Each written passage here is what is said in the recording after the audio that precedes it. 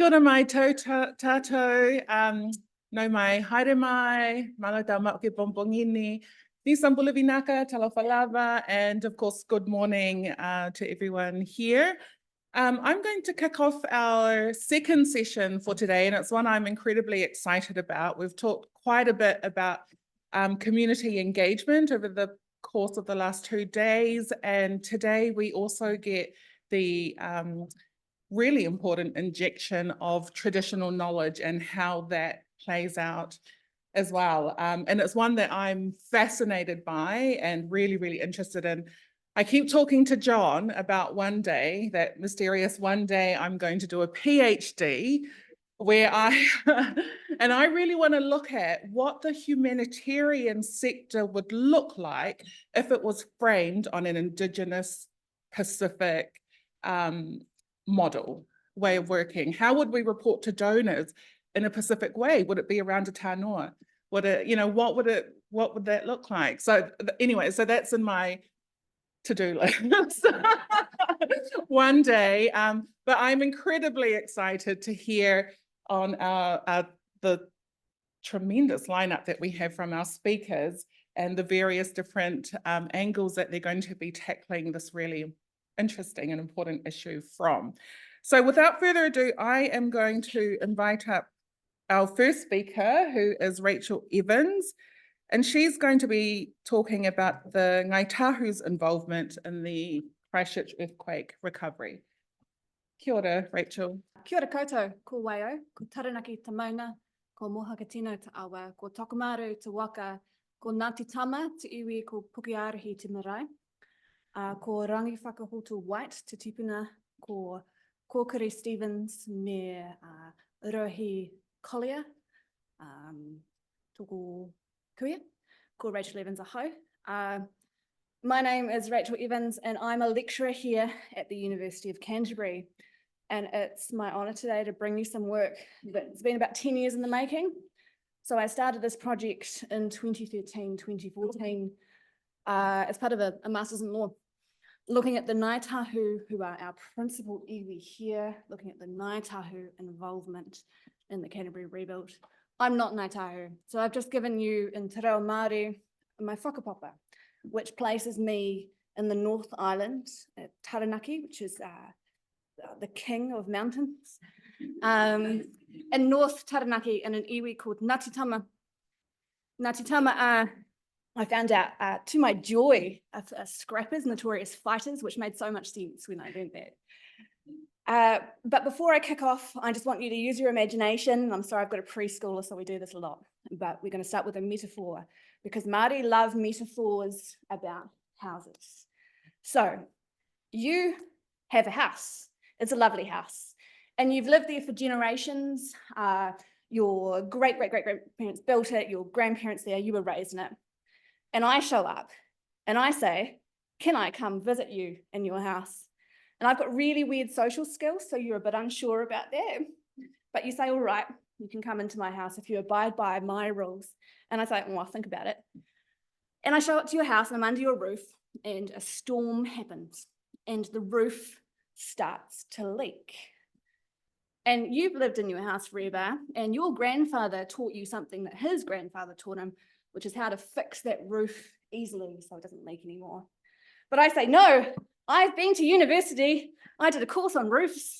This is a butterfly mono-pitch gable hip roof, and I know how to fix it. So with my superior knowledge, I rip down the roof, and we both get very wet. And I start a 3-year, $15 million project with a round table of consultants and a communications team to fix the roof. And you have to go live with your sister and take all your kids there, and it's all getting a bit cramped. And then in my superior knowledge, I'm down at the supermarket one day and I run into your step cousin, who's not actually related to you. And he says something good about the project. So when someone says, have you spoken to the locals? I say, yes, I have. Yes, I have. 3 years later, we're running over budget over time, and I invite you to my ceremonial opening ceremony, and I said, I'd love you to be there for free to say some words, and it's going to take you out of your work time to do so, but I don't care. And you show up, I cut the ribbon, you do the opening to find that I built you a $15 million tent instead of the house. So I haven't fixed the roof at all. And that's the metaphor I would like you to have a think about in regards to the way that traditional knowledge is excluded from disaster recovery processes. But what I'm going to tell you about today is the way that some knowledge was included and then how later it was excluded. So we're talking about Ngāi Tahu, the principal iwi of this place. This is the Ngāi Tahu takiwa, everything in green. So as you can see, most of the South Island. And behind me is a small snippet of the Ngāi Tahu Claim Settlement Act, just acknowledging that Ngāi Tahu holds enduring rangatiratanga within their takiwa. So that's a past, present, and future concept. It's not they did hold, it's that they do hold. And also it mentions that the Crown is now entering a new age of cooperation with Ngāi Tahu. This settlement was signed in 1998. These words are still in law. You know, we had our big earthquake. I'm going to be talking about marae, and understanding that we have an international audience, I wanted to show you a couple of pictures of marae. These are local marae. So Tuahiwi is the marae of the mana whenua here in Kaipawe, in Tuahiwi. And then this is Ngāi Tahu is our urban marae, which after the earthquakes was turned into a courtroom. Urban marae means that all Māori, regardless of where you're from, have a right to be on those marae. Now, marae are often used as a civil defence hub because they're big areas, they've got big kitchens, they've got bathroom facilities, they've got a mattress room, and they've also got a group of people who are used to responding very quickly to host people at a moment's notice. And underpinning this work, this mahi araha, this work of love, is this concept we refer to as manaakitanga, which is the ethic of welcoming and kindness and care. And manaakitanga is a very, very important concept for Māori. If you show up my house and you need help, I will feed you.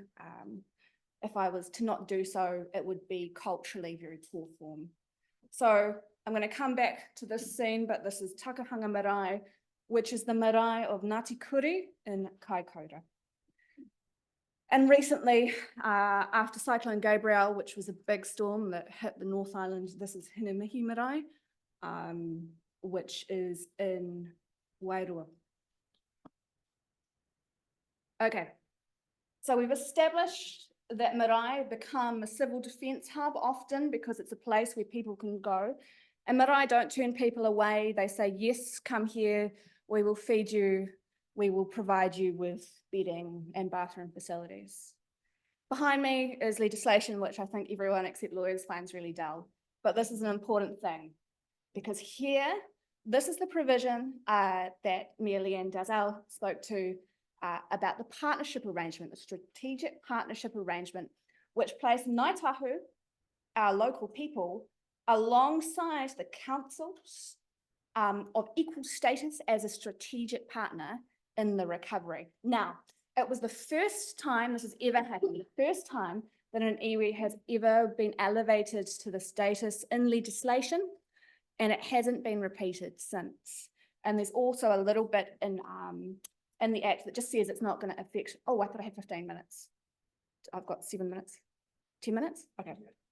Oh, sorry. Okay. Anyway, there's some legislation that says that. So what did that mean? What meant that Ngāi Tahu were brought to the table and were actively involved in the city's recovery. This is the central city blueprint. There are a whole lot of projects here, and Ngāi Tahu were a strategic partner in all of these projects. We're invited to be.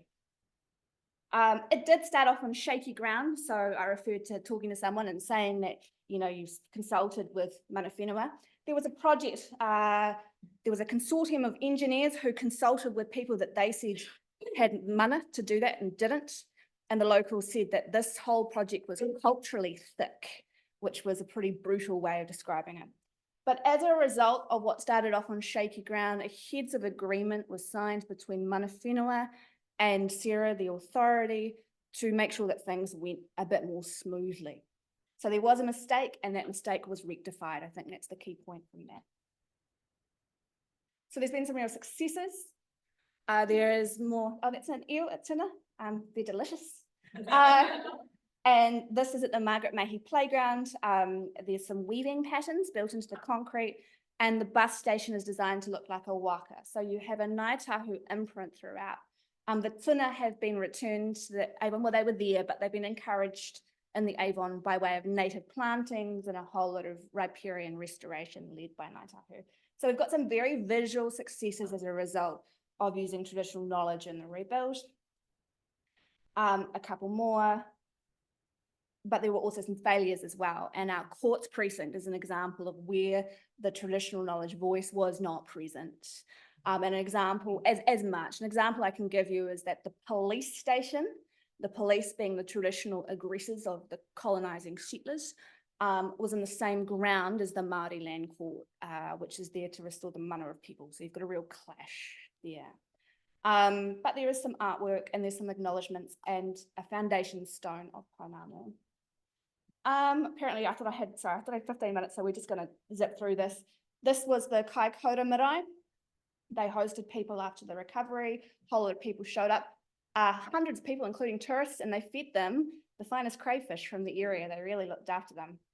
But then, same people, same takiwa, same government, these people were excluded from the rebuild after the Kaikoura earthquake. So only 6 years previously, we have this fantastic legislation bringing in Ngāi Tahu, bringing in their traditional knowledge into the rebuild, and we have recovery. We've got all these cool things that happen as a result. Same government, another earthquake, and they're excluded. It was described as a case of build now and ask permission later, and it involved things like digging up urapa, digging up cemeteries and traditional spots. I believe someone landed a helicopter on an urapa at one point. Just a whole lot of really nasty cultural desegregation happened, and the people were excluded from the recovery. I wrote to the Crown and I said, why? Why did this happen? And they just came back and basically said, we needed a quick process that dealt with things efficiently. And between the lines, you can read here that they thought that the involvement of Ngāi Tahu was going to slow down the process. So I think it's very interesting that, you know, we have these two comparative case studies. You've got one which is mana enhancing. It's, you know, enhance the mana, the authority, the sovereignty of the people in Christchurch. And then you've got one where Ngāti Kuri, their mana was stomped upon. I've got to finish up, but I will let you know that I've got a paper coming out in the end of this year in the New Zealand University's Law Review that goes into this in more detail. But basically, my point is, if you're expecting people to stand up their marae, their houses as civil defence units, you actually need to put in your legislation and policy that they are a partner, else it doesn't happen. No, I was going to say something rude there, I won't, but if you pay me, basically, you're on my land, and include me in the recovery, else there are so many opportunities that are missed out on. And yeah, it's been quite awful. In fact, some people say that for Ngāti Kuri, the biggest disaster was not the earthquake, it's what came after. And law and policymakers can avoid that if they include their local people in their law and policy. Thank you very much. Kia ora koutou. Thank you so much. That was an extremely powerful presentation. And because as a precursor, I think I'm going to do less moderating and try and allow our speakers a bit more time to get their message across and to tell their story. But I completely agree. I'm of the firm opinion that if you leave things to discretion, it does not happen. You actually need to legislate, because if people can get away with it, they will. So thank you so much. Yeah. And so I'll invite Brandy to come on up and I'll let you introduce yourself and give your presentation and just less of me. Kia ora te whānau, no mai haere mai ki te kaupapa nei, no Amerika ahau engari, e no ana hau ki o tautahi, no Turkey me Ireland o ko tipuna, ko Brandy tōku ingoa. Kia ora te whānau. My name is Brandy. I am a PhD student at the University of Canterbury. I have been a community engagement specialist for many years before starting my PhD. So that's really my experience and my passion is around community engagement, especially in the natural hazard space. So there is a really good whakatauki or proverb that I feel encompasses my project quite well. Nau te roro, naku te roro, ka ora ai te iwi, which means with your basket and my basket, the people will thrive, which I think is a really great way to think about engagement. It's not my basket, it's not just your basket, it's both of our baskets working together for the people to thrive. I think if you're from from New Zealand and you work in this space, you've probably seen this quote a million times. But for the international whānau or family in the audience, this is a really good quote that I like that encompasses New Zealand quite well. So sometimes it does us a power of good to remind ourselves that we live on two volcanic rocks where two tectonic plates meet in a somewhat lonely stretch of windswept ocean just above the roaring 40s. If you want drama, you've come to the right place. New Zealand, and I'm from the United States, so I've been here for 8.5 years, is a very beautiful place. And it's stunning. It's got lakes, it's got oceans, it's got volcanoes, it's got mountains, it's got everything that you need. It's a stunning, very stunning, beautiful place. But that's because we live in a very chaotic part of the world. So I know I'm preaching to the converted, but putting the place of us in the world is important when we understand about disasters in New Zealand. So we live between the Australian plate and the Pacific plate. We have the Alpine Fault, which was mentioned earlier. We have the Hikurangi subduction zone. We have the Taranaki volcanoes. We have, as Holly mentioned earlier, the Auckland volcano zone. We have a lot of these hazardous areas that could be an issue with human lives. Not only that, last year, just in last year alone, these are some of the things that we saw. So we saw a tornado in Auckland, Taupo minor volcanic unrest, Queenstown flooding, Southland flooding, Auckland severe weather, Canterbury severe wind, and I know the Cyclone Gabrielle should be a much bigger circle, but the big cyclone that came in January last year. But to understand also the impacts of that, we need to understand a little bit of the governance structure. So we have the National Emergency Management Agency at the top level. Under that, we have the Regional Civil Defense and Emergency Management, then the Local Civil Defense and Emergency Management, and below that, we have communities. So ideally, information should flow from NEMA all the way down to communities, and we have 16 regions within New Zealand, and in those regions, they have their sub-local areas as well. So it's a very much, as many people have mentioned, a very top-down way of thinking of governance. And when we think about preparedness messaging, a lot of that does come from the top down as well. So I'm going to be a little bit interactive. Anybody in New Zealand know the 3 actions to do in an earthquake? John? Yeah, I want you to say them. It's not stop, drop, and hose. Everybody says that one because drop, cover, hose. But it is really common for people to say stop, cover, hold because of stop, drop, and roll. Yes, absolutely.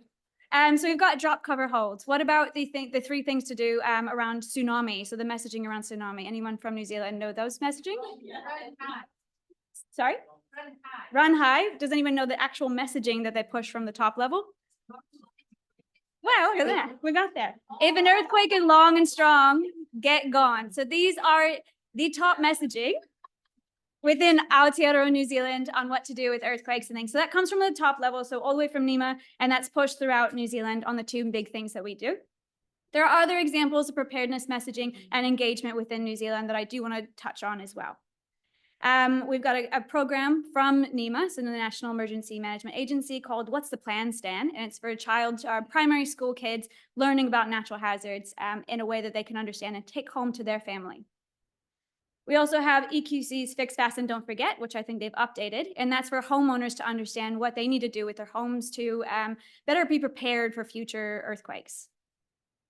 And then we've got Red Cross, New Zealand Red Cross, Good and Ready, hints and tips for disasters, so a little bit of preparedness information as well.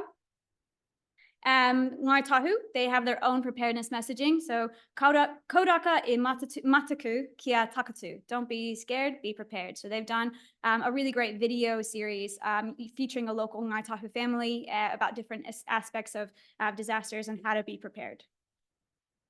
I'm not going to show the video. We also, as Marufa mentioned yesterday, have the Alpine Fault Roadshow.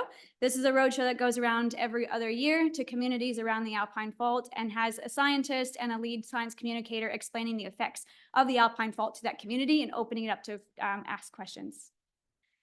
We also have what's on our plates. These are not by any means an exhaustive list. There's heaps more that I'm not including. But what's on our plates is an interactive online module from East Coast Lab, which is around the Hikurangi subduction zone, and AF8 around the Alpine Fault, teaching secondary school kids more about the active plate boundary and the geology of living in New Zealand. So are they working? We have all of these really amazing resources, and I actually think they're all really good. Like, I love the Alpine Fault Roadshow. I love the online modules. I think they're all very good at what they do, but is it making people more prepared? So what we've seen from the NEMA survey, this is from 2022, I think, is that the preparedness in New Zealand sticks really pretty much strong between 40 and 60%. So these are people who have taken steps to prepare themselves. So 40 to 60%, and it goes up every time we have a major incident, such as the Canterbury earthquakes, Kaikoura earthquakes, or the COVID-19 pandemic. But as we see, it does drop back down to around that 40 to 45% range. So is it working? And then we have this preparedness continuum where people are aware. The awareness campaigns are working. We know roughly what to do in an earthquake. We feel like we know, we are aware, we understand. So 89% of people understand, aware, 82% of people understand. But when we go to actions and are we prepared, it drops down very quickly. So only 14% of those that were surveyed are fully prepared, meaning they have an emergency plan, they know what to do, they have a stock of what they need, they have water, they have torches, they have survival items, they are fully prepared. So in a place where we have so many of these hazards, the preparedness level is not what we kind of need for the communities. So how can we improve preparedness? One suggestion is to switch from a one-way model, so that more inform aspect of what we've seen before, which has its place, and I think they're very valid, but it is very much of a one-way information, moving to a two-way, which was the collaborate and empower aspect of the, this is the IAP2 participation spectrum. So more to the collaborate and empower with communities. And I think almost every presentation is, how do we engage with communities? It's a very good question. So how do we engage well? These are the major questions. How do we include marginalized communities? How do we resource them effectively? As John was talking about, resourcing is really important. How do we know it's working? Is it a one-year project? Can we make sure it's sustainable? How do we serve a community's best interest and ensure that they're heard? So when we're working with communities, how can we ensure that those decisions are actually being put into law or policy or effective? How do we treat their knowledge as expertise? How do we, instead of giving them a $20 voucher, we're asking them for their expert opinion. We should be treating them like contractors and experts in that field. How do we, especially respect and protect Indigenous knowledge? So when we're working in the Indigenous space, how do we make sure we don't exploit those kind of aspects? And how do we make sure we're fostering it? There's so many one-year projects that come up, but how do we make sure they're sustainable and are they actually helping? So can this be done? This is a one example of a project I was co-leading with Christy Lee Thomas. It is a Te Ao Māori perspective around co-design engagement with preparedness. So we worked very closely with Lucy Kaiser as well with GNS. There's heaps of people on here. It's very much a community-orientated project. So these were designs done by local whānau from Ngāi Tahu. But the basic idea is we took two communities in Taupo and in Moiraki, and we worked with the communities. So in Taupo, it was at the whānau level, so the family level, to take out any governance. And then we worked in Moiraki with the Runaka, so the governance structure within that hapu or sub-tribe. And we did 3 phases. So we got to know them on a deeper level, and we got to connect, and we networked, and we were able to trust each other and share knowledge. The second one was working together to co-create things that would help the community, instead of us giving our opinion on what they should do, asking them what do they want, what would be helpful, what is good for your community. And the final one is weaving it all together and getting local people to create these resources. So in Taupo and Moiraki, what they've created was done by local people. And I'm not going to show you what they created because that's their taonga and their treasure and it belongs to them. And so we've gifted it back to them. But just the understanding of the process of how we did it. I've got just one last thing, is how do we go, where do we go from there?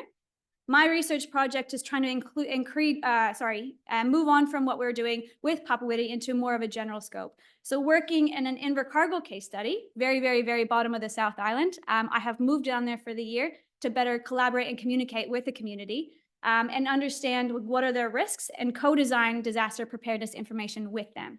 So I'm working with Emergency Management Southland, Age Concern, which is with elderly living in Invercargill, and South Alive, which is a local urban restoration for low-income families. So the main things that we wanted to ask for it to create a framework, is can we improve disaster preparedness through co-design? What are the aspects that influence that? Can we create a framework that actually will help this? Can we replicate this in other areas? And is it sustainable? Are the resources that we're putting into that effective long-term? Can it be sustained? What happens if that community champion that we're working with no longer works there? What happens if we don't have the money? What happens if we don't have sustainability? So, and finally, what is the best way to monitor and evaluate community preparedness? So as an end, no te roro, naku te roro, ka ora ai te iwi. With your basket and my basket, the people will thrive. Thank you. Kia ora, Brandy. That was a fantastic presentation. I'm really pleased to see the co-creation designs that you shared with us. And that's definitely something that we are working on in the humanitarian space. And I know Anticipatory Action are looking at how can we simplify weather information, like technical science, meteorological information for remote communities. How can you do that if there's no kind of visual aids in remote islands and all they have is radio, perhaps, and what does that messaging look like? So it's a very, very important component in being able to respond. You also asked a question around what does this look like in terms of engagement with communities and how can we do that well? And that was a brilliant segue into two practitioners that we have from Auckland who are going to speak about the work and with a fascinating angle and their work being framed by the relationship between Maori, tangata whenua, and also our obligations as Pacific to those communities. So I would welcome Fina and Christine to please come up and share your story.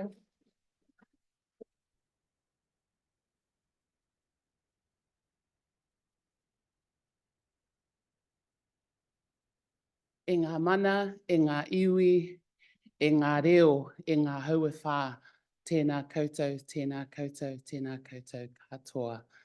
Ko Sosefina Paletaoga taku ingoa, ko au te tumuaki o Ōtara Health, a tālofa lava, mā lo soifua manuia, mā lo le langi e mamā, whātālofa atu swafa man mā lo lo tātua li o Yesu Keriso.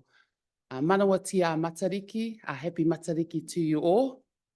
I'm in the Matariki colours, so we greet you and it's an honour and a privilege to be here. My name is Sosefina Paletaoga. I have the wonderful honour of leading an organisation, a CEO at Ōtara Health, passionate about working with communities and working with Indigenous communities at that, executive leadership, strategic planning and governance. And I'm just going to let my co-presenter introduce herself. Say lava. Malo.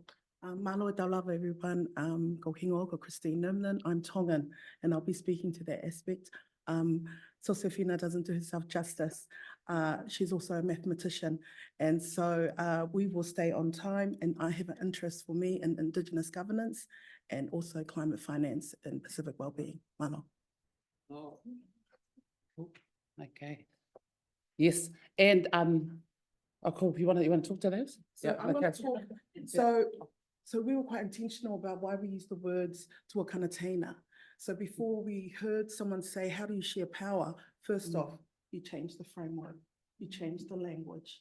So for us as Samoans and Tongans, Tuakana Teina, we take the position of Tuakana. We are the older sibling, the older cousin to Māori. And what do good cousins do who are older, perhaps wiser? We take an interest. We take an interest in our Teina. We hear we ask them, what is most important to you? How can we protect you? And for us, it's an acceptance of this relationship that predates colonization. It predates all the interest that has come into the region. And so for us, that's a profound starting point for how we protect people during a disaster. So for Samoans, Tuakana Teina, Samoans use the language of tuawhawhine, tuangane. For Tongans, we use tuawhawhine, tuangane. So the linguistic jump is not far. So if we're looking at brokering power, language is a phenomenal tool to shift power.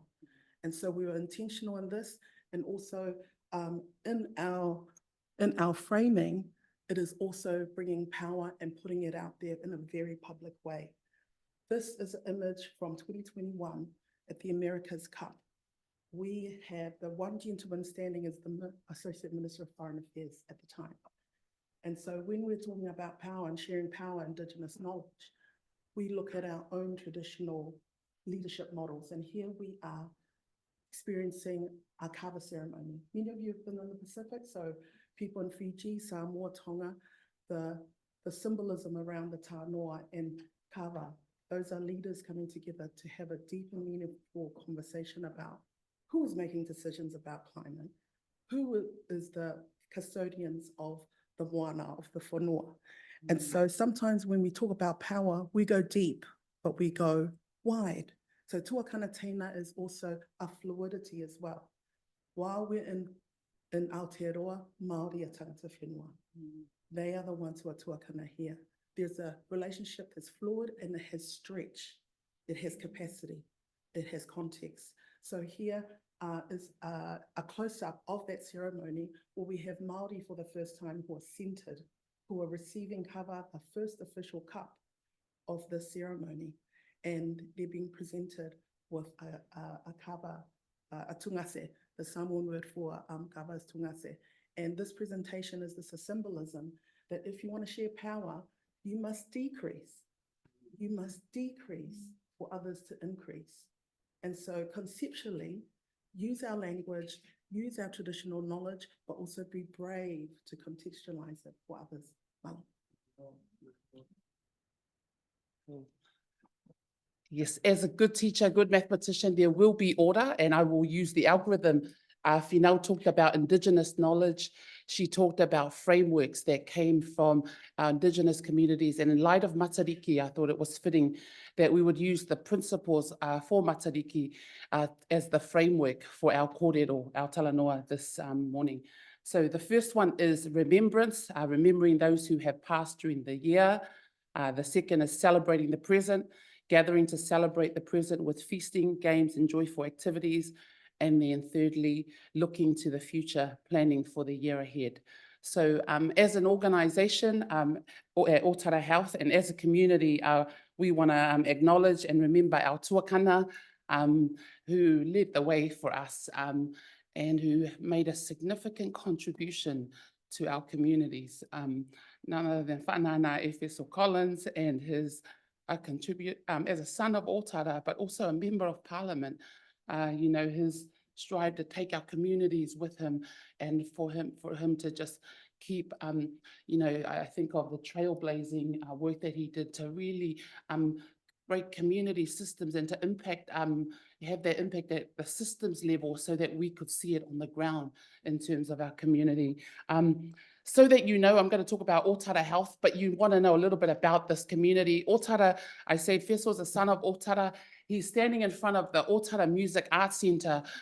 We have produced some amazing, talented people in Otara in South Auckland with musicians, you know, lots and lots of talent, you know, right across different spectrums. Myself, I came out of Otara, but yet, you know, it is no secret that our communities have also struggled. You know, we are one of the poorest communities in New Zealand, where we have the challenges of social inequities, education outcomes, and health outcomes for our people is always an ongoing concern. And things like the weather events, COVID-19 have only exacerbated those inequities. So we knew that they were an issue. I was a teacher of mathematics and statistics for 20 years before I went into this role in the last 5 years. So I'm a COVID CEO. I left teaching at the end of 2019 and became a CEO 3 months before we went into lockdown. And so, yeah, if you weren't going to learn how to do it, you had 3 months to learn. And so we were setting up COVID testing stations and the community who told us what we needed. So a lot of our response was driven by the community. So just to give you a little bit of background in terms of our community, and it was the community voice that really determined the way that we responded. In terms of our vision, Otara Together, Vibrant and Strong, this is our mission. And our slogan is building a family-centered community. Whānau, family, ainga is at the very core of the work that we do. Build a strong family-focused community, improve the health and well-being of Otara, and represent and serve Otara. If you ever meet Otarians like Efeso and I, we are proud to be from 274, Otara, South Auckland. You know, we represent hard, we go because we know we had to do a lot. There's so many challenges to get to where we are. You know, as a teacher in South Auckland, it was great for my students to see that young girls, brown people like them could become maths teachers, could become deans, could become CEOs. So we talk about representation, but it was important that our community saw that we were not flying in, you know, to rescue and then out, but we were actually, we were homegrown leaders from the community, and we stayed to see the change, and we've partnered with them. We use E Toru Ngā Pau in our strategic plan. This is, you know, the use of te reo Māori. Whānau Matauranga is family education. Family education, so a lot of our programs around family education, whether it's around nutrition, whether it's around physical activity, whether it's about generational health, you know, maternal care and things like that. Our youth programs are around Whānau Matauranga. Papa Kainga around the community, and I'll have the English version, there it is, neighbourhood and community services. So that is in terms of the food banks that we had to respond to, the community navigators, the whānau navigators on the ground, working with our complex issues that our communities are dealing with. Hapuri whānau is around community systems. So we've led Thriving Otara, we've led a contract around long-term conditions, which brings 8 different organizations together, because we know these long-term conditions are not just about taking your diabetes pills. You know, there are lots of different issues. You know, it's the wraparound services around housing, transport, the barriers that people are facing. Hapuri whānau, we're doing a contract around Sport New Zealand, around Indigenous movement, recognising kapahaka, recognising dance, tawalunga, siva Samoa.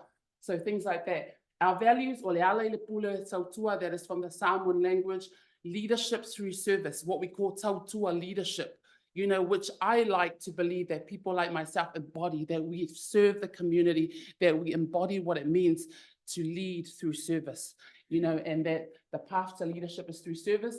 I wanted to highlight some of our, we talked about policy and actually putting it in there, at least it is written, you know, we have to make sure that these things are written. Our commitment to Te Tiriti o Waitangi at a time where those principles are being challenged. This is our strategic plan from 2 years ago, 2022 to 27, around partnership, participation, and protection. Someone spoke about manakitanga, around care and protection, aroha. Have a capable workforce that represents the ethnicities and languages of the community.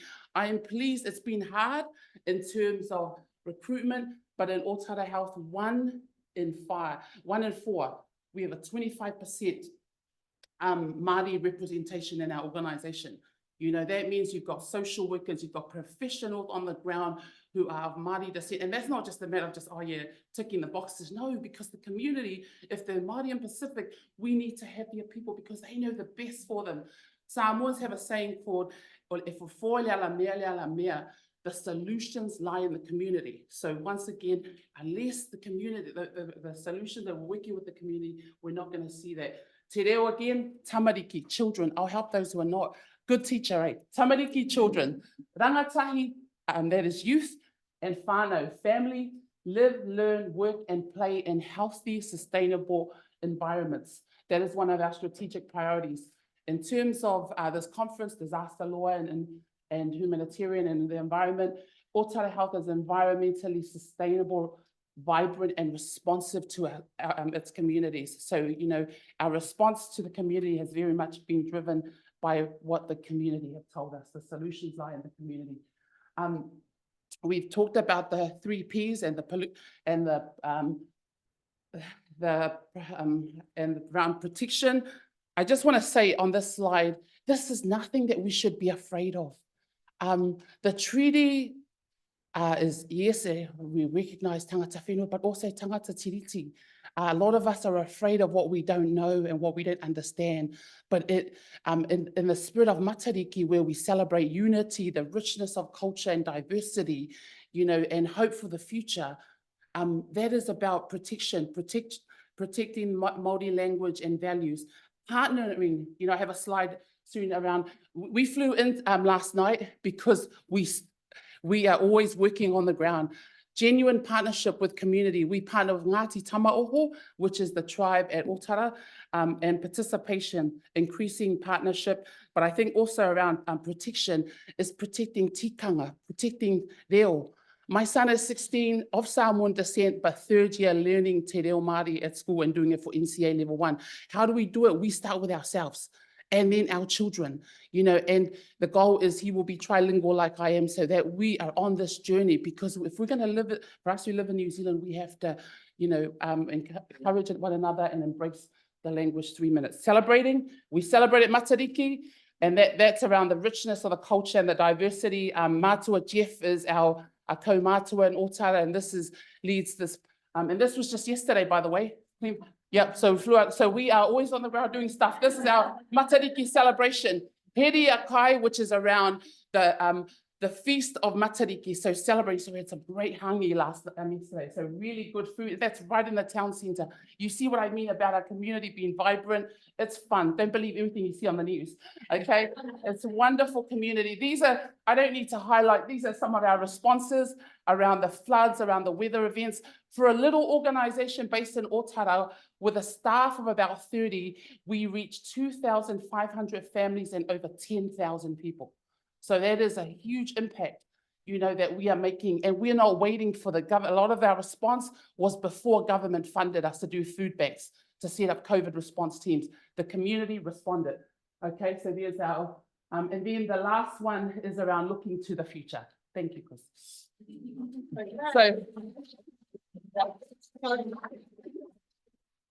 So we just thought we'll put a summary here about people who are curious about how do you share power, how do you protect local communities. And so for us, reducing risk in the community is always about centering our Māori, centering our Indigenous communities, our brothers and sisters.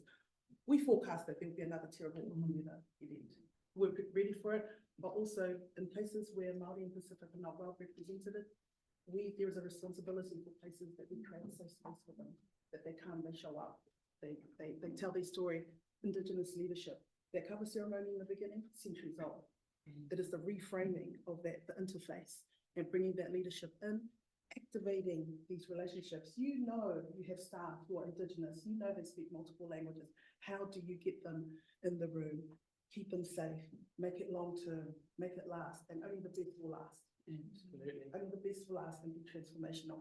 And also disaster reduction, of course, please, it has to be complementary to the work that we do on the ground. And for procurement purposes, the closer the procurement funding model is designed with the community in mind, the better. And that community use their language and get in frame. So the spirit of Matariki, remembrance was our first principle, celebrate our second one, and looking to the future. Our tamariki, our children, this was taken yesterday. Sir Edmund Hillary, these kids, they performed, looking to the future, they're the future. Yes, our communities have challenges, but I tell you, every day I'm inspired. I'm living my best life right in the heart of Otara, in that community, because I see these rangatai, I see these tamariki, and we have a bright future. We will work together and we will achieve, any challenge that we'll be able to overcome, because our whakatauki is, e hara taku toa e te toa taki tahi, e ngari he toa taki mano. My strength is not that of an individual, but that of the collective. Nō reira, tēnā koutou, tēnā koutou, tēnā koutou katoa. Ridiculously powerful. And I'm not even going to try and sum that one up, except to say, joint PhD.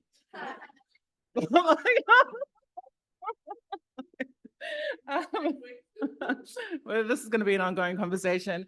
But I have the pleasure now of introducing Sulaiman, who will be our last presenter. And I apologize, we've gone over time, but I just think the things that have been shared are just too good to try and shorten. So Sulaiman, please, over to you. Thank you so much. Kia ora koutou katoa. My name is Sulaiman. Can I just first thank the amazing presenters? It's a privilege to share the floor with you all. I just want to acknowledge my supervisors, Dr. Sarah Bevan and Professor Hopkins. And my PhD is about, well, for now, I'm focusing on the negative influence of the duty to consult on public engagement in New Zealand. But at the beginning, I want to have a brief deviation to your surprise. I'm a very proud African Kiwi. And for those of you who are following cricket, we have just made it to the semi-finals, which is then an incredible story. I think it's a beautiful story. It has inspired people not only in Afghanistan, but I think through the cricketing world. And I thought it's very important to share that with you. Now, the next story I'm sharing is very beautiful, but may not be as inspiring as the cricketing journey of Afghanistan. And that is the legal framework for public engagement in New Zealand. We have talked, I think to my pleasure, throughout the last 2+ days about the value and importance of community engagement. And I would like to just to build on my learned friend Rachel's metaphor. The metaphor of community participation is like eating spinach. This is back in 1970s. You know, Sherry Arnstein said this long time ago. And we have heard from many presenters for the last 3 days that community participation, meaningful community engagement in disaster risk management is incredibly important. So that has made my job easy. I just wanted to emphasize that successful recovery initiatives equally require meaningful community engagement. And there's a lot of literature, there's a lot of empirical evidence to support that statement, or those two statements there. But engagement, as we have heard, I think is also is a problematic term. It is, we have heard involvement, consultation, participation, input, feedback, and a number of other terms, and they're often used interchangeably. That in itself is problematic. So it's important to frame engagement with its nuances, so that then the intended purpose of engagement is equally clear as to why we really engage. And this question was asked earlier, I think on the second day. I'm using, there are different typologies, and I think Brandy did talk about IAP2. I am using Rowe and Frewer's typology. This is robust because it's peer-reviewed. And according to Rowe and Frewer, there are 3 levels of engagement mechanisms. So the first one, public communication, as the name would have it, essentially has a one-way flow of communication. It's from the decision maker to the public. All my legal obligation is to publish the document. I don't have to do anything else. Then under public consultation, it's the reverse flow. The public has an opportunity to comment on what I have published. The public often doesn't get an opportunity to raise its own issues, the issues that are important for the public. And then finally, public participation. And it is exactly what we need. This is a two-way communication, two-way flow of information, where there's an opportunity for dialogue, an opportunity for a conversation, and hopefully in the process, an opportunity to influence decision-making as well. I'm not going to talk about the legal framework. Other presenters have already covered this. What I can say, however, that I'm going to focus on 3 key statutes that have a bearing, or the most bearing, on public engagement in New Zealand. The first one is the Local Government Act. Now, the Local Government Act prescribes public engagement on long-term planning, on significant decisions, and significant decision is defined in that legislation. But the point I would like to make here is it's a procedure to follow. Under that procedure, the decision maker must publish a document and then provide us an opportunity for submission. That's the most preferred way in New Zealand. And then if the submitter requests, there's an opportunity for public hearing. If the decision maker follows that process, the legal requirements for public engagement are met. It really doesn't matter what we tell them. They don't have to consider that as part of the legal obligation, which is an incredibly important point in the legal framework.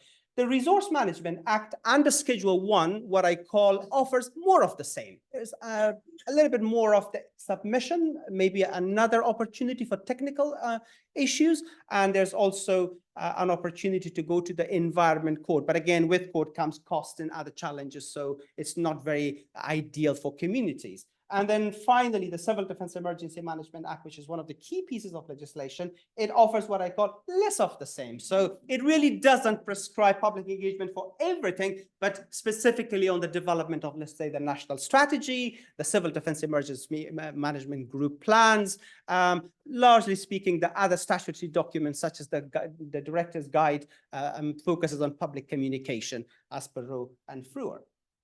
So I wanted to really explore, and I think I want to thank John for bringing this to my attention at some point, as to really where the influence comes on public engagement, because there's a hindering effect on the way we engage the public. And it actually took me the elephant in the room was natural justice.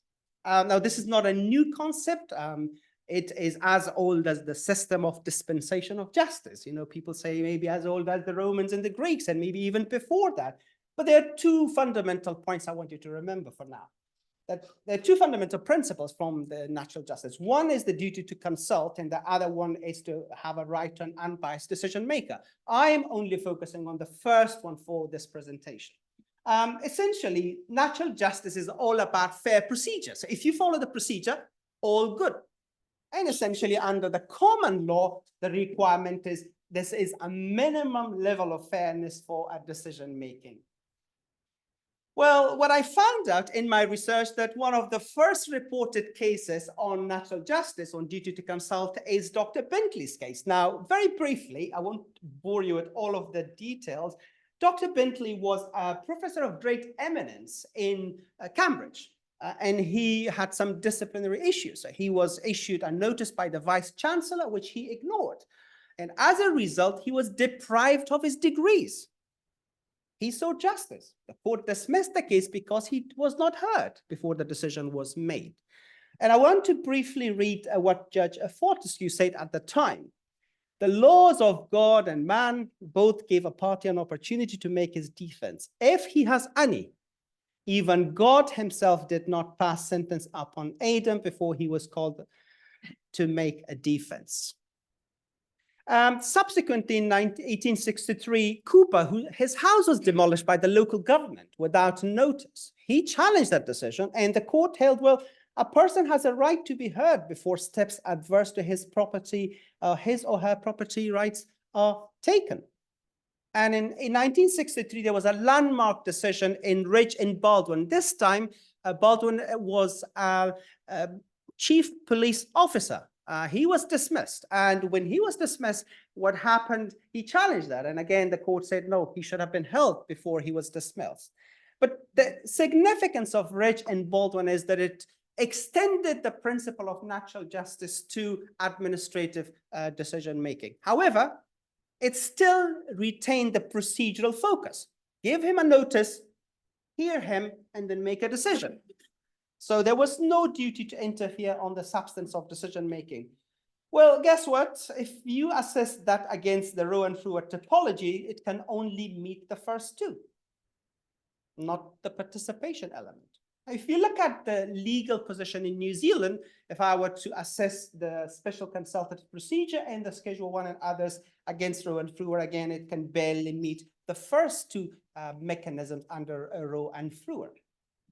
The case law in New Zealand does confirm that. So the leading decision in New Zealand is Wellington International Airport. Essentially, I don't want to read this out, but it says, follow the procedure and good to go.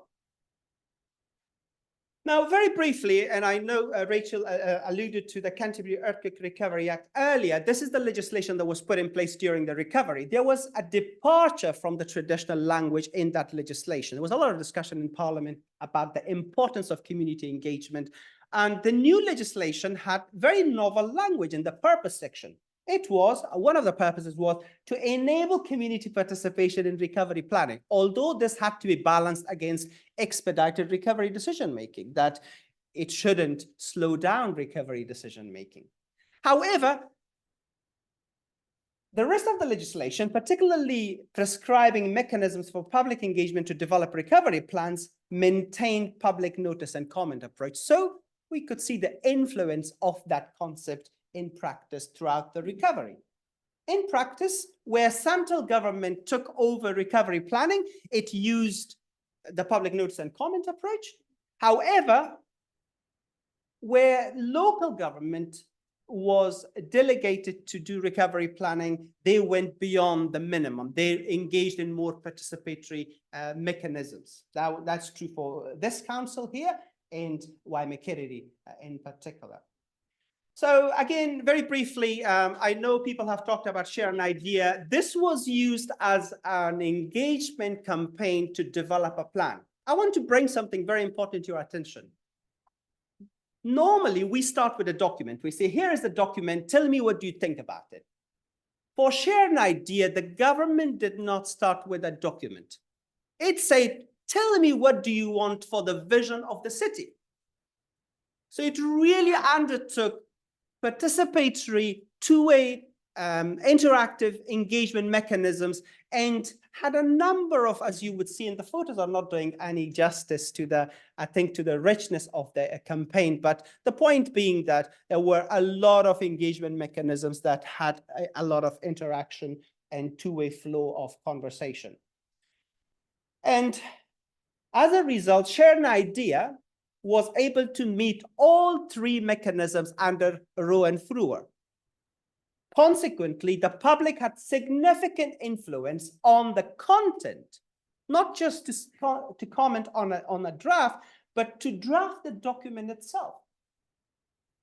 Leanne has already talked about what happened later to our shock. The minister changed a few things, but we could still see the influence of the public influence. In fact, most of you visiting us live close to the city, and you see a lot of friendly walks, cycleways, low-rise buildings. These are the points, the park Rachael talked about. A lot of these things came from the public, and the public was able to influence that.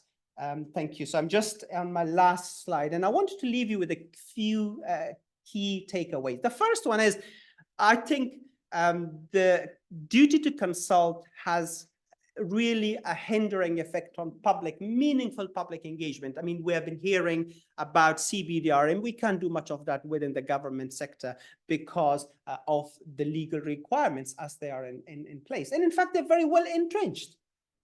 There are a lot of legal precedents. Judges keep on. They go back and they talk about the procedure. The procedure is in place. Yep, all good to go. And there is also a problem with the procedure. Public engagement under the public notice and comment approach starts with an almost final document. The document has been budgeted. So it's very difficult to really change the substance of that document. More worryingly, that concept from the 17th century has found its way, of course, into long-term planning, but into disaster risk management now. It is so well entrenched there. It's really not responding to 21st century problems. Share an Idea, as we have been talking about, represents a major departure, essentially aligning it with public participation. And that's exactly what literature from the word is saying, that we need to meaningfully engage the public.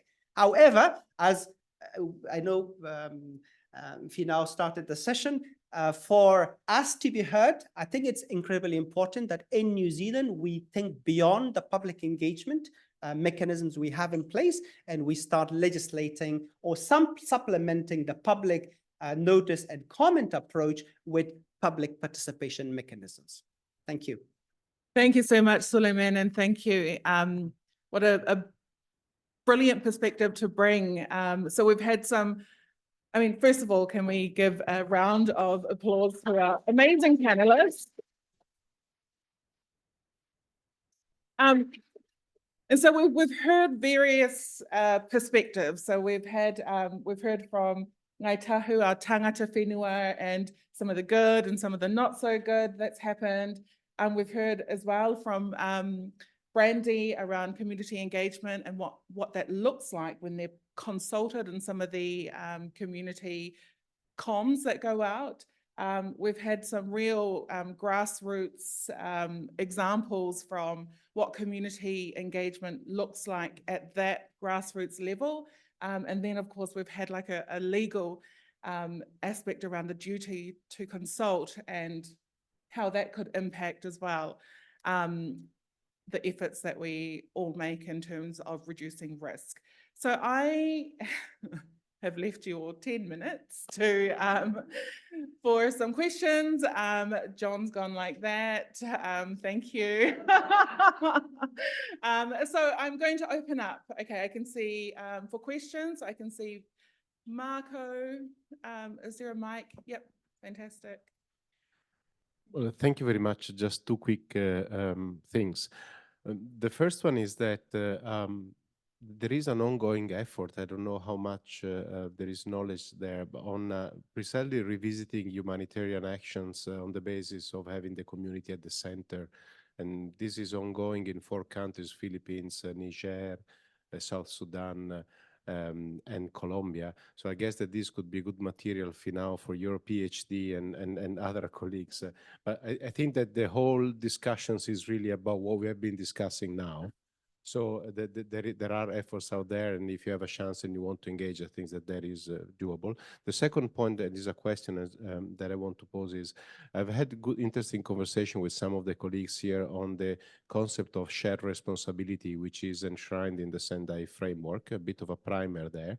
And I was wondering, how do you see it going forward? How can it be articulated further and then embedded in policies, in legislations? Because it's quite tied into this duty to consult. Is one of the aspects, but is not limited to that. And is also linked to another point that Francesca yesterday made in her presentation about the traceability of decisions. So all that comes under, in my understanding, of what it means an articulated shared responsibility between state authorities, including local governments, and the communities. Thank you. Thanks, Marco. Was that directed at anyone in particular? It touches upon different aspects, so I leave it to you and the panelists to pick up. Okay. Would you like okay, Sulaiman, I'll hand over to you. Thank you, Marco. That's a very good question. My reflection on this is that, so I just want to build on what Rachel was saying in terms of the strategic partners. When I was doing my research, I was actually looking at where the community sits within the framework when it was decided during the recovery. And to my dismay, the community was not one of the strategic partners in the recovery process, at least in terms of the legislative language. They were left out. However, the legislation did have a provision on establishing a community forum. That community forum was representative of the wider community, or was supposed to be, but there was a lot of critique of that community forum as to how it wasn't able to engage meaningfully with the communities and then go back. But to your point on, yes, I think there is, you know, we hear this, and this is again in the New Zealand policy documents. You go back to policy documents even before the earthquakes, you see the communities at the heart, communities at the center. That's right in the middle, you see that.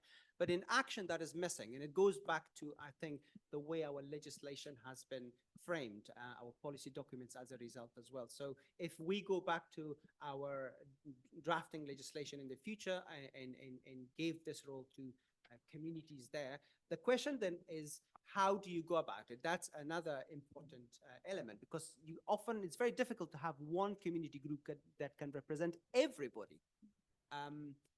In the New Zealand context, there were a lot of community groups that popped up, and they had a more meaningful role in terms of representing community voices than the former ones. So in my research shows that actually, as long as you have a collective, that can speak on behalf of collective issues, not individual issues, not issues concerning one specific suburb, then that is likely to work. That is likely to have influence on decision making.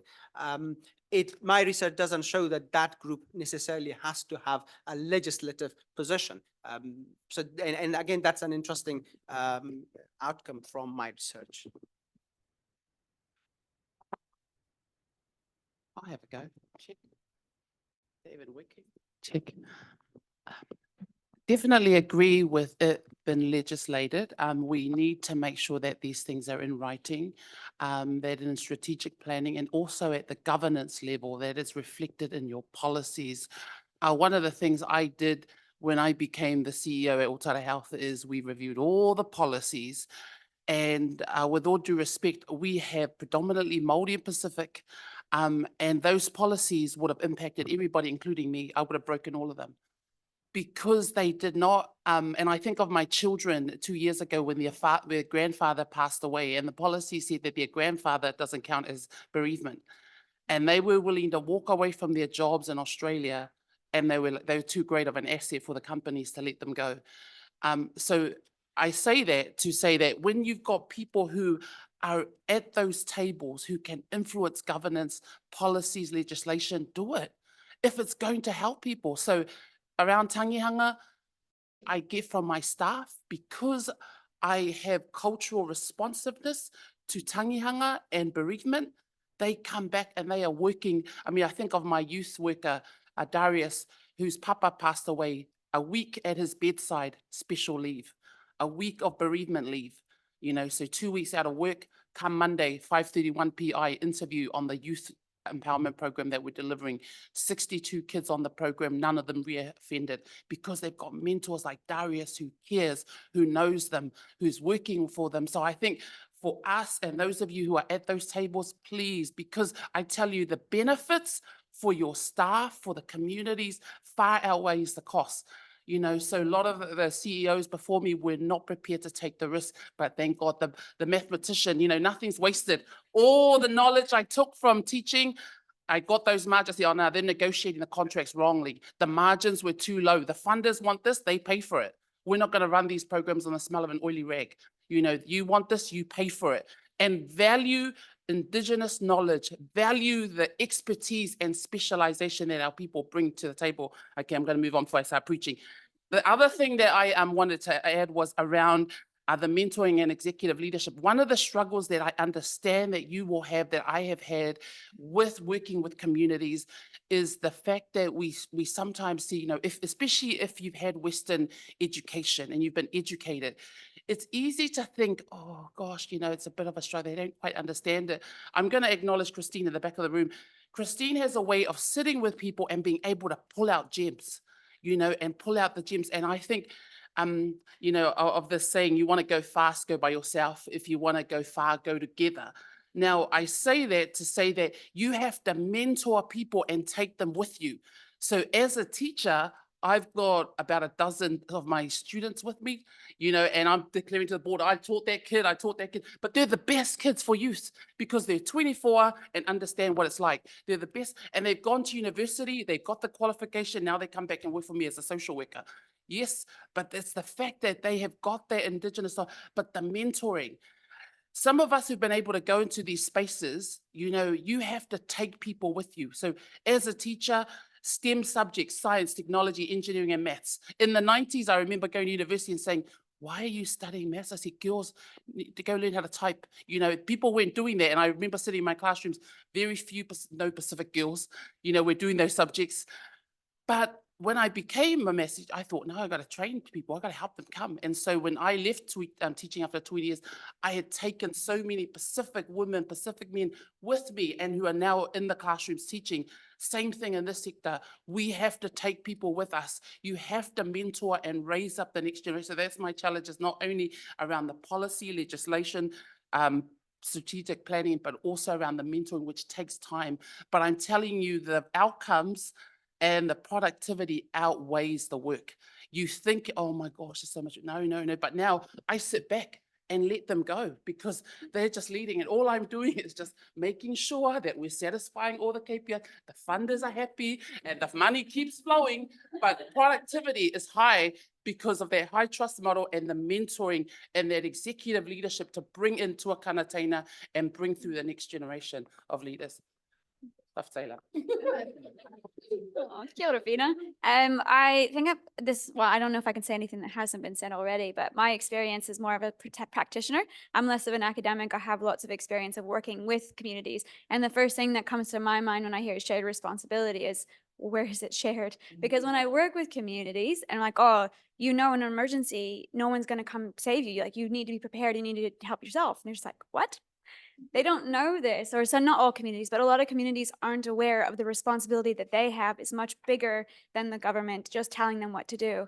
So in my perverse experience of working with communities, that shared model is not really shared. It's more of, I'm telling you to do this, but you don't understand the responsibility that you actually have if an event occurs. So that's my experience with a shared responsibility, is it's not really shared, it's being told. Until we see time and time again, every disaster that happens, nobody came to save me, nobody came to help me, but we're not doing our due diligence to help communities be prepared and let them know that as well. But going back from that shared responsibility is pushed onto the community, and that's where communities thrive. So in my experience, when we've seen that and we create prepared communities, they're the ones that bring each other forward and really push that forward, and share among themselves and others and create that duty of care for other communities. So it's a weird thing in my mind when I hear that. I don't hear shared responsibility from government. I hear shared responsibility from communities within their communities and to other communities. Yeah. Kia ora, two thoughts. The first is I talked about this concept of manaakitanga before, and the first part of that word is mana. And in Te Reo Māori, mana is your sort of prestige, your authority. It's a spiritual concept as well. And manaakitanga is a two-way street. When you manaaki people on, you're lifting their mana, and they are doing the same to you. So in a New Zealand context, including more manaakitanga in that relationship, I think would help with shared responsibility. And that word relationship is a key one. If you have relationships, they have to operate in times of peace as well as times of war. The treaty partnership runs from peace all the way through. It doesn't just evaporate when there's a disaster. So I say to my third year students, we do a course on working with iwi. And I say, you've got to work out who your mana whenua are, who are mana whenua, and who holds the relationships with mana whenua. Where are they? And if they don't exist, how are you going to create them?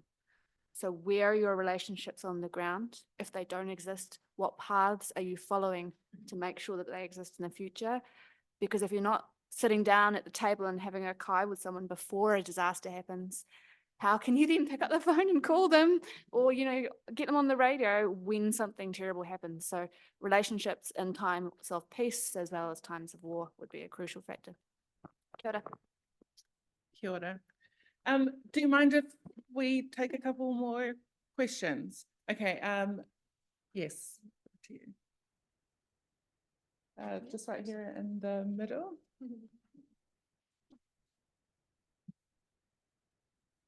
Kia ora, o tūtahi e riri taku mihi kia koutou mō tō koutou mahi aroha, mahi manaakitanga mō o tātou hāpori puta noa I te motu. So, kia ora, first mahi to you all for your mahi with our communities around the motu. Ko Christy Lee tōku ingoa he mokopuna o Taranaki maunga hoki.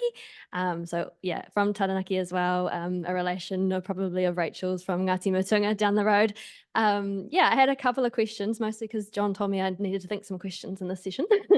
The first one, I think, is for Rachel. I was thinking about your mahi and if there's limited opportunities to create that legislation during recovery, are there opportunities pre-event where we can create those legislation or those provisions?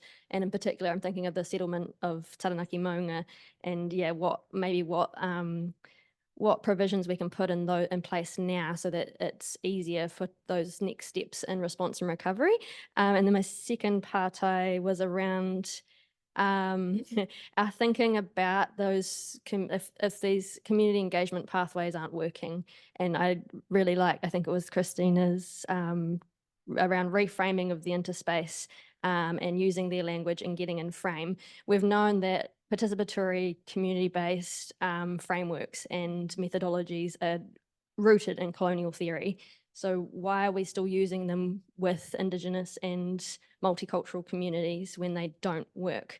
So I'm just maybe a whittle or a challenge or some thoughts on how we shift our research forward to where the current thinking is, and making it obviously better for communities and that works for them and sharing power.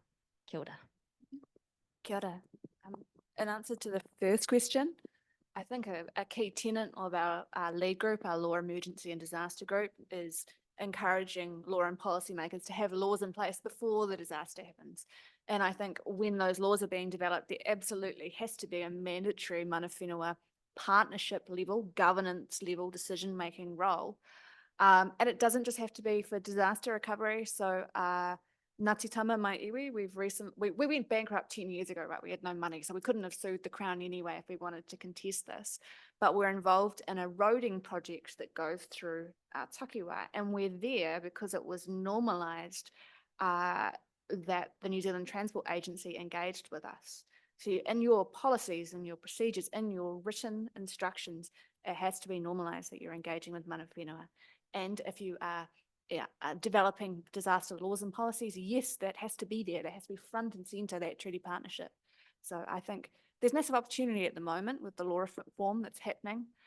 And we know the Alpine Fault is, Alpine Fault earthquake is coming at some point. So putting in laws and policies now to make sure that mana whenua are front and centre in any recovery. Yes, it's a great idea. Let's do it. Everyone in this room.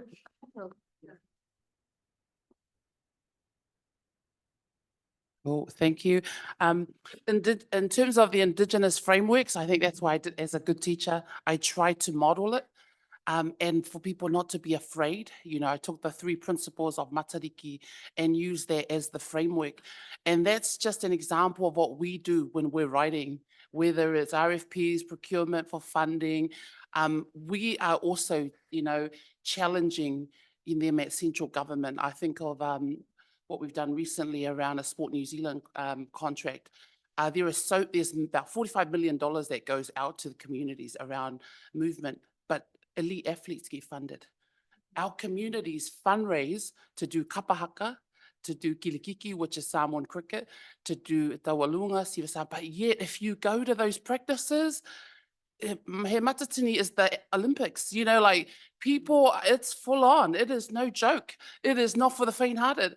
And yet it's not movement. It's not paid. So we use our own models and our frameworks when we are writing these proposals. And I acknowledge Chris's work recently around one of our just the working document for us. It was our action plan, and now we're just at the end of a business case, using the Treasury model. But that is us at the level, because we've got people who have got represented, who've got the education, got behind, and now are representing our communities at that level to make sure that it is reflective, that they actually recognize that. And so our business case actually is challenging that, is that we need to, one, acknowledge that we are doing nothing. And so the funding, it doesn't reach about 25% of the population, 1.2 million people, the funding doesn't reach. And most of them are in Auckland, are Pacific, are Māori, but yet are doing things that they're fundraising for. So I think in terms of our Indigenous models and those frameworks, absolutely, we have to apply them. And they're incredibly smart. I think we often think, as I said before, it is very high level, but the fact that you could take them and then people can relate, you get buy-in from the community. Rachel talked about the relationships, and I think of in terms of our response to the weather events, COVID, it was what we call the ecosystems, those networks. The reason why the community were able to respond quickly is because they had the trusted relationships. We could pick up the phone and ring people that we knew to come, have volunteers at our food bank, to have Kiwi Harvest, have Auckland City Mission, to have all those food bank community groups that we could have, St. Andrews, St. Vinny's, anyone, all those came from relationships, that we were in times of peace, building those relationships. You're not waiting for the disaster. In times of peace, you build the trusted relationships, You have, you know, I think even for Maori and for Pacific, you know, they had strategic alliances. You know, these concepts go way, you know, our indigenous models, you know, go back centuries that we could use, but those trusted relationships really matter, especially in communities like ours where there isn't, there's very low trust for the government. And I'm going to nod to the Dawn Raids and acknowledge that, because you take that from the 70s where there's very low trust, and some of the, you know, we've got grandparents who still carry their passports because of their trauma. So anyone associated to the government, you think, you know, there's no trust, but we roll up in an Otara Health car, they see us, the barriers go down, we're here to help you. What does the family need? But yet they'll struggle in silence because there's no trust. So we build the ecosystem, we build partnership, we build relationships in time of peace. But boy, did we also see the benefits. The community came because they had relationships with us. They knew who we were, you know, so those things really matter to our people around the ecosystem, the partnership, and genuine relationships. Ngā mihi. Kia ora. Kia ora. I'm sorry, I'm going to end the questions here and invite you all that the panel will be at lunch, I'm assuming. And so if you do have any outstanding questions, please approach them, because I feel like this is a topic that we could literally have an entire conference on. But I really want to thank our panelists this morning, and I feel incredibly challenged, but also deeply inspired as well. And, you know, like, I think some of the takeaways from this panel, I will take to the next time I'm reviewing legislation or looking at policy making and things like that. So this just brings a whole new light to people-centered laws, policies, and plans for disaster risk reduction. So thank you very much.